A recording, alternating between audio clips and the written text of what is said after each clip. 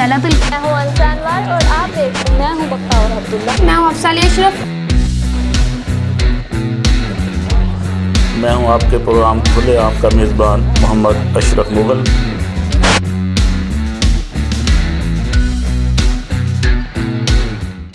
बिस्मिल्लाहिर्रहमानिर्रहीम। अस्सलाम वालेकुम। मैं हूं बख्तावर अब्दुल्ला और आप देख रहे हैं JNN न्यूज़। अब बढ़ते हैं मजीद खबरों की जानिब।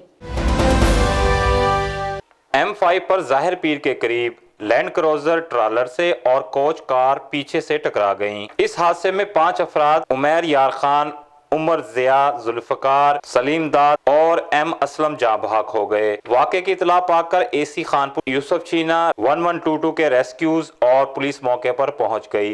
हादसे की वजूहात जानने के लिए कार्रवाई शुरू कर दी गई है। कैमरा टीम के साथ साजिद गिल, JNN न्यूज़, ज़हर पीर। मजीद खबरों के लिए देखते रहे JNN news. You watching JNN News Network. For more news, subscribe Our channel press the bell icon and don't forget the comments. thank you.